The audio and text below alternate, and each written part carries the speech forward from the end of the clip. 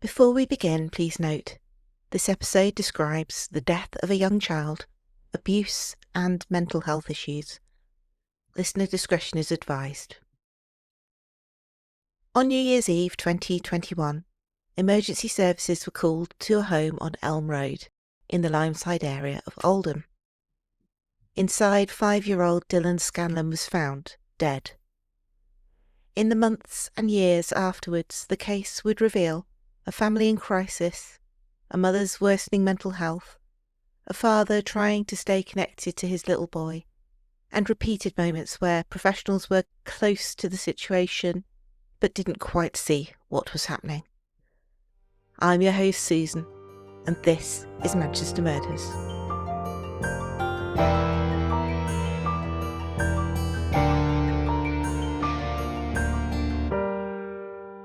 I'm going to tell you the story of Dylan Scanlon, who he was, what was happening in the months before he died, what we know about the night of his death, and what happened in court.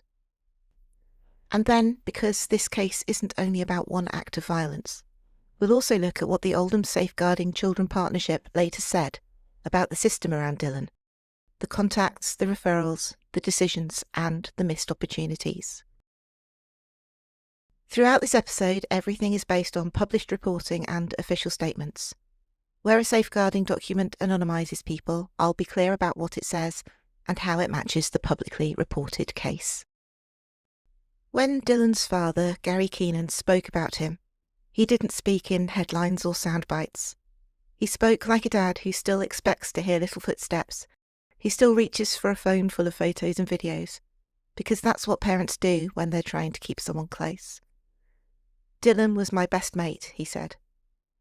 He described Dylan as a happy, funny and cheeky little boy, full of excitement, especially about doing new things. He loved to talk about school, friends, dogs, drives to parks and lakes.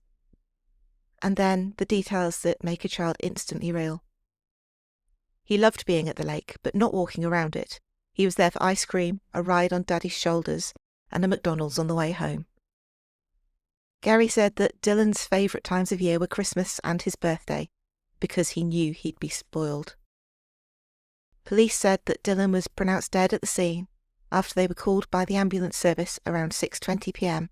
on the 31st of December 2021 to a property on Elm Road. New Year's Eve is meant to be noise and lights and countdowns. It's meant to be a marker, another year ticked over. But in this home, the year ended in a silence that will never be lifted. To understand what happened, we need to look at the family situation in the years before Dylan died. In January 2022, Greater Manchester Police said a woman in her 30s had been detained under the Mental Health Act as the investigation began. But later, as the criminal case moved through court, and then as safeguarding reviewers examined what had happened around Dylan's life, a clearer picture emerged of a relationship that had broken down and of a father who believed he was being pushed out. In May 2025, the Oldham Safeguarding Children Partnership published a local child safeguarding practice review. The report anonymises the child as Child W, the mother as MW and the father as FW. On its face, it's not a media document. It's written in the language of agencies, referrals and practice. But it describes a 5-year-old who died while in the sole care of his mother with significant bruising to face and body, and a fatal dose of MW's antidepressant medication found in his system. Those details match the publicly reported facts of Dylan Scanlon's murder and the court findings reported by the BBC and others. In the safeguarding report, we learn this. The parents were together when child W was born, but separated when he was 3. The father describes to the reviewers that even when they lived together, they lived somewhat separately and there was no warmth in the relationship. He tells how the mother wanted control and would only allow his relationship with child W to continue if he remained in the home. And it says that he had instructed a lawyer and was expecting to attend mediation, trying to resolve how he could be an active father to his son. When relationships fracture, contact arrangements can become a battleground, sometimes quietly, sometimes openly. And for a small child, the adult conflict can become the weather they live inside. In the days leading up to Dylan's death, the court heard that Dylan's mother, Claire, had sent abusive messages to Gary Keenan, saying he would not see Dylan again. The safeguarding report echoes that same escalation, recording the father's account that communication became frenetic towards the end of the year, and that the mother became furious that he had a new partner. And, crucially, it records his interpretation of messages like, "You will never see child W again." He thought she meant she might move away, because it was something she had spoken about before. Let's sit with that for a moment, because in hindsight, those messages look like a warning flare. But in real time, families interpret threats through the history they already have. People hear what they've heard before. And, in this case, a father heard the threat he'd been living with: distance, control, frustration, and not the one that was coming next. In court, Dylan's mother, Claire Scanlon, was described as someone whose mental health and neurological health were deeply relevant, but not an excuse for murder. The judge, Mrs. Justice Yip, said she went from being a good mother who loved Dylan very much to murdering him. The judge also said she was sure that Claire meant to kill Dylan, and that Dylan suffered additional pain because he was repeatedly assaulted. But the judge also identified what she referred to as Claire's mental disorder as a mitigating factor. The court heard that Claire had Huntington's disease, and the judge said it might go some way to explaining, although not excusing, her behaviour, with medical evidence that it could cause irritability, mood swings, and outbursts of anger. The judge told her, "I realise you will probably not survive the minimum term I have set." The court also heard that Claire had a low IQ and suffered from moderate depression. The safeguarding review adds context around the family's awareness of Huntington's disease. It notes genetic risk within the mother's family, and that Claire had nursed her own mother through the condition. If you know Huntington's disease, even a little, you'll know how heavy that is. Not just the illness itself, but the fear of what it might mean, and the way it can shape mood, function, and identity. None of that tells us why Dylan died. It doesn't give an answer that you can hold. But it does tell us the home Dylan lived in wasn't stable. When you combine a bitter separation, a fight over control and contact, worsening mental health, and a small child caught in the middle, what you have is risk. The kind of risk that can be visible if someone has the right information, at the right time, and the confidence to push harder. Which brings us to the night that Dylan died. Dylan was found with 9 times the fatal dose for an adult of an antidepressant in his system, mirtazapine prescribed to his mother. The court heard that the tablets had to be pushed out one by one from their packets, and that this showed premeditation. He also incurred more than 30 non-accidental injuries, bruises on his head and body, in the 24 hours before his death. At 6:15 p.m. on that New Year's Eve, Dylan's mother ran to her uncle's house nearby and said the boy wasn't breathing or moving. Family members found Dylan lifeless in a bed with bruises on his face and body. A neighbour had heard both Dylan and Claire's voices through the wall at about 2 o'clock that morning, the last time that Dylan was heard alive. Police found a note suggesting that Claire had planned to kill Dylan and herself. One of the most chilling things is the way that, in the immediate aftermath, stories can appear, explanations offered but then changed. And Claire gave multiple different explanations for Dylan's bruises, which she later admitted were false. And this is what those early hours can look like: confusion, contradiction, and a desperate attempt to push away what's really happened. Claire initially told family that a ladder had fallen on Dylan, but later told a paramedic that he'd fallen down some steps. But in Dylan's case, the injuries and the toxicology results could not be pushed away. There are moments in a courtroom where you can feel time split, before and after. When victim impact statements are read, the air changes, The court becomes less about legal argument and more about the shape of a life that's been damaged beyond repair. Family members could be heard sobbing as statements were read. Gary called Dylan a happy, adventurous, cheeky little boy who loved life. Never in my wildest dreams did I ever think that Claire would harm Dylan. He told the court, "I don't think I will ever be the same person again. Every happy event is now tinged with sadness because Dylan is not here. I cannot sleep at night." And then the kind of sentence that parents say when they're trying to make sense of something that just doesn't make sense. "I hold a lot of guilt because I sometimes think that I should never have left."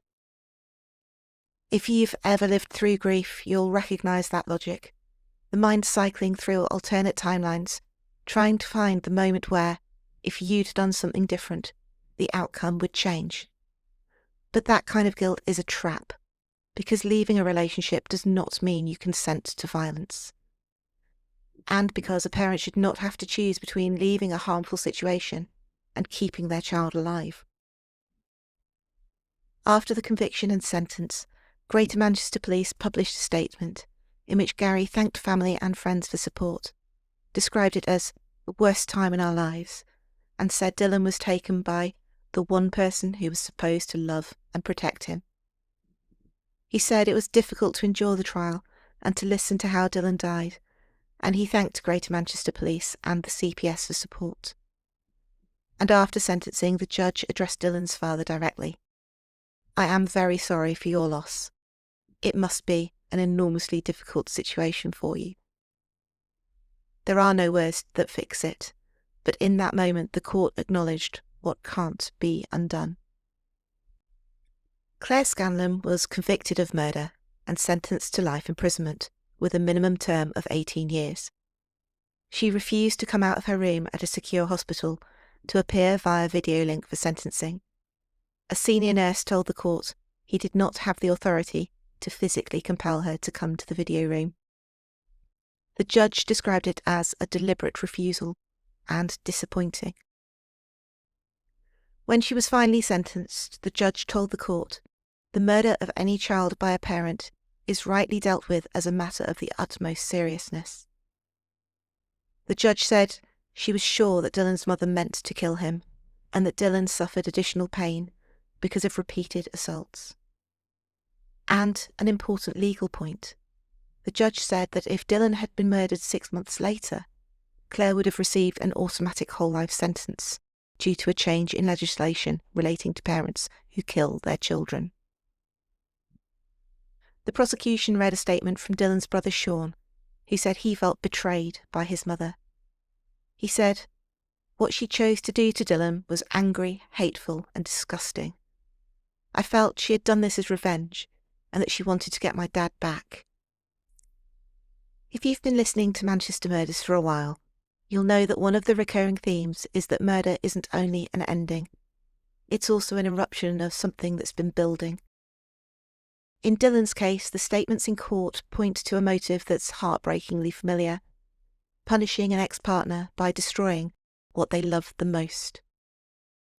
The Crown Prosecution Service said that Dylan's mother took the ultimate step to take her young son Dylan away from her ex-partner. And then at the end of the criminal process, Senior Investigating Officer Phil Reed said that the conclusion of proceedings would not heal broken hearts, but he hoped it would bring some closure. And this is where the story could end if it were only about one crime and one sentence. But it isn't, because Dylan's family had previous contact with authorities, and Dylan's death triggered something else: a safeguarding review. In January 2022, while the police investigation was ongoing, Oldham Council confirmed that Dylan's case would be the focus of a review scrutinising contact between different organisations and the family.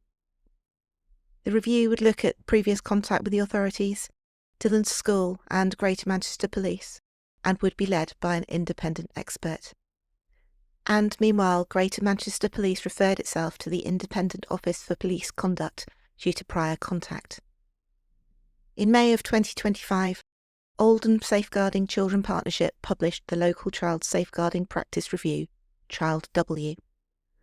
The report is anonymised, but it sets out in stark terms what the system did and did not do. First, it summarises the basic circumstances. It says the review concerns a child who died aged 5 while in the sole care of his mother. On the evening of the death, the mother sought help from a neighbour, saying the child was severely unwell.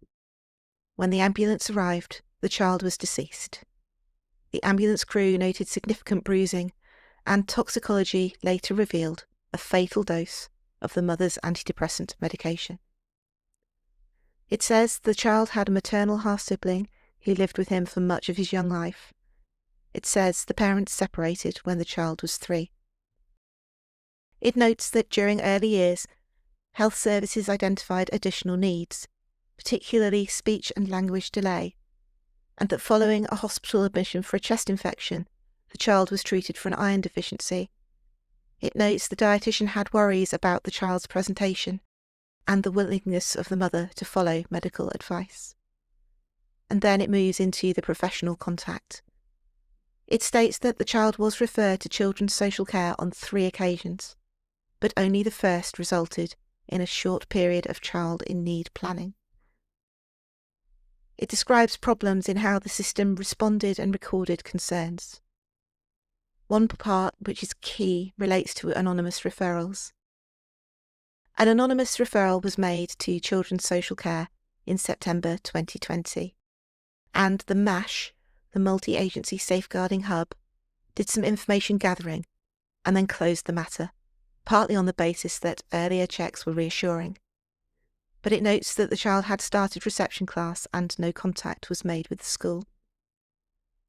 The report says that the judgment to take no further action was misplaced and did not accord with Working Together 2018, statutory guidance issued by the UK government setting out how organisations and professionals must work together to protect children from abuse and neglect. Information gathering and sharing was limited. Analysis was not evidenced. Neither parent was informed. The home was not visited. And then the report uses a phrase that should stop any reader in their tracks.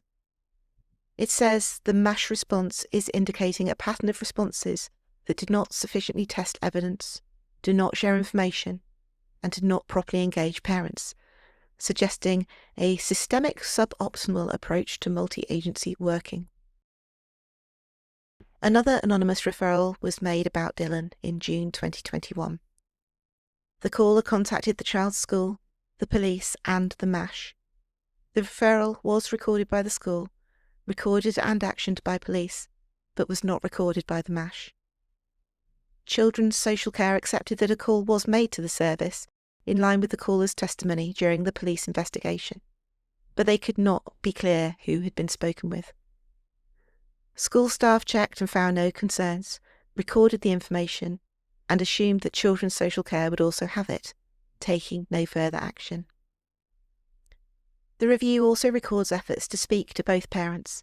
It says the mother declined to participate, but the father later met the reviewer and described overwhelming sadness, difficulties in communication, and that the mother frustrated his contact with his child. This is one of the review's clearest conclusions. Where parents are separated, agencies should, by default, work with both parents.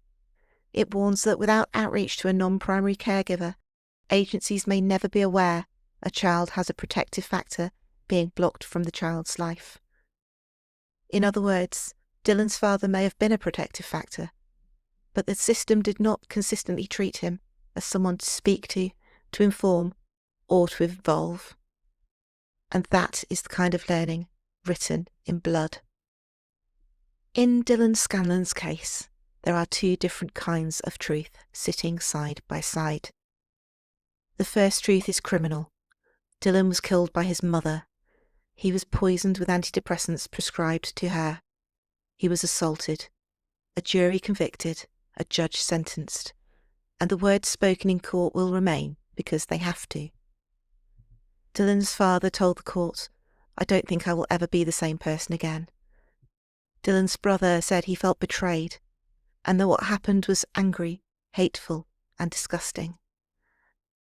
The judge said that the murder of a child by a parent is dealt with the utmost seriousness. But the second truth is systemic.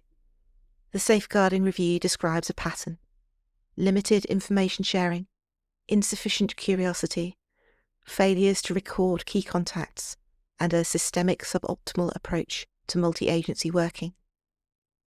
It describes several moments where concerns were raised about Dylan, some anonymously, and then closed, or not logged, or not followed through in a way that might have built a fuller picture.